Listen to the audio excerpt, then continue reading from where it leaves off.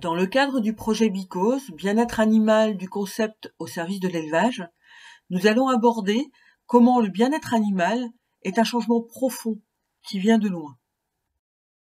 C'est effectivement une évolution profonde et lente de la pensée qui nous amène aujourd'hui à avoir et les articles du Code rural et du Code civil et les lois qui sont homogènes sur le fait que les animaux sont des êtres vivants doués de sensibilité.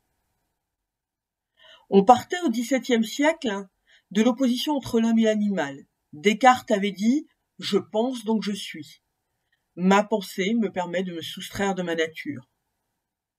L'animal, lui, est un objet, totalement soumis à sa nature. C'est ce qu'on appelle l'animal machine de Descartes, cet animal qui peut s'expliquer sans son cerveau.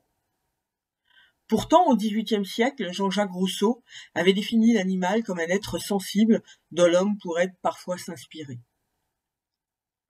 Au XIXe siècle, Gramont s'émeut de sévices en public sur les animaux et fait voter la première loi de protection animale.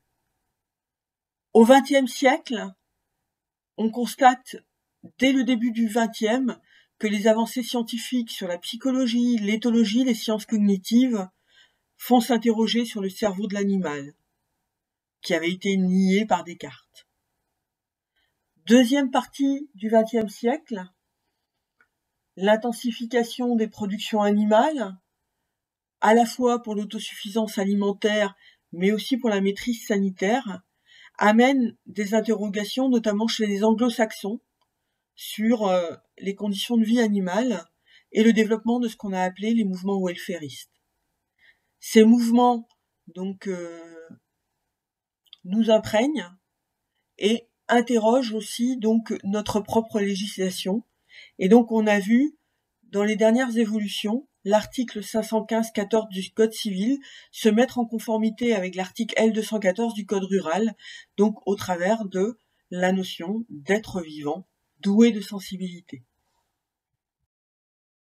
Ces évolutions sont liées aussi à des évolutions de l'ensemble de la société.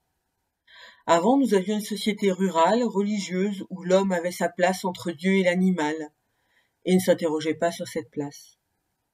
L'animal était un outil de travail, le lien entre l'animal et l'alimentation était visible, puisque l'abattage se faisait à la ferme ou dans les villes se faisait souvent dans des tueries en pleine rue. Et la société était dure à la fois pour l'homme et pour l'animal. Aujourd'hui, nous sommes face à une société qui est plus urbaine, qui est athée, où on s'interroge sur la place de l'homme, d'autant plus que Darwin a montré une continuité entre l'homme et l'animal. L'animal est devenu un compagnon de vie, ou bien est devenu ce que les gens s'imaginent être ces animaux machines dans l'industrialisation de l'élevage perçu par le grand public. Le lien entre l'animal et l'alimentation est devenu invisible, puisqu'il se résume souvent à du muscle en barquette. La mort est cachée, il y a une sensibilisation à la douleur et à la souffrance, à la fois pour l'homme, mais aussi pour l'animal. C'est aussi une société qui se pose beaucoup de questions. Ça peut être une rupture générationnelle en cours, puisqu'on se pose des questions sur quelle place dans le monde, quelle planète demain, en qui on peut avoir confiance, quelle santé, quel genre, quelle biodiversité. Et à ces interrogations, on peut ramener aussi quel droit de l'homme sur la planète, sur les animaux. Si on veut regarder quelques chiffres, on a à notre disposition l'Eurobaromètre spécial de novembre-décembre 2015 consacré au bien-être, qui dit que 98% des Français jugent que le bien-être animal est important.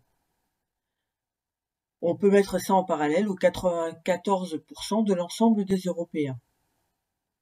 88% des Français interrogés disaient que les animaux devraient être mieux protégés. C'était 82% des Européens interrogés. Autre source de chiffres, un sondage IFOP fait en 2016 dans le cadre du CASDAR Acceptabilité sociale de l'élevage mené par IDEL. Dans ce sondage, 57% des Français interrogés disent mal connaître l'élevage et aux 2 tiers, ils sont intéressés par des reportages ou des articles et 1 tiers seulement est satisfait des conditions d'élevage.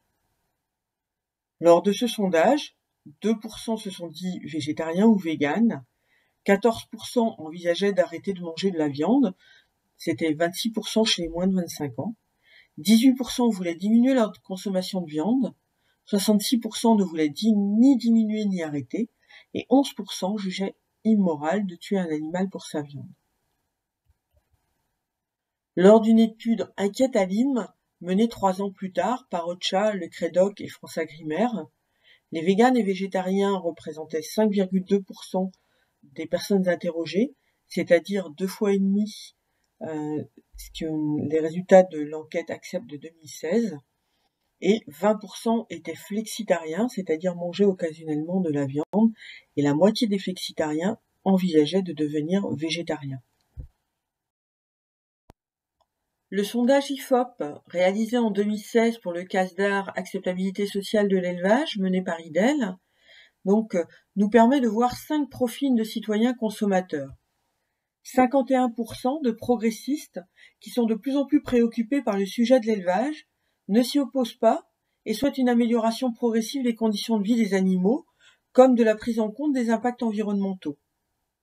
24% d'alternatifs qui ont diminué leur consommation de viande et souhaitent la fin de l'élevage intensif et le développement des filières bio, circuits courts, sous signe de qualité, etc. 10% de compétiteurs qui sont satisfaits de l'élevage actuel et favorables au système intensif, qui pour eux sont les plus adaptés au marché économique mondialisé. Ce sont principalement des gens issus du monde de l'élevage. 2% d'abolitionnistes qui ne consomment plus de produits animaux ou presque, sont contre l'exploitation des animaux et souhaitent voir la fin de l'élevage. 3% d'indifférents qui ne connaissent pas le sujet et ne s'y intéressent pas. Et 10% ne sont classés dans aucune de ces 5 catégories.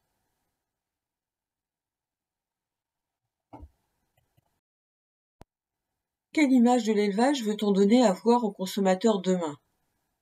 Voyons les publicités, les communications, les articles disponibles pour le grand public. N'y a-t-il pas un décalage entre les images qui sont montrées,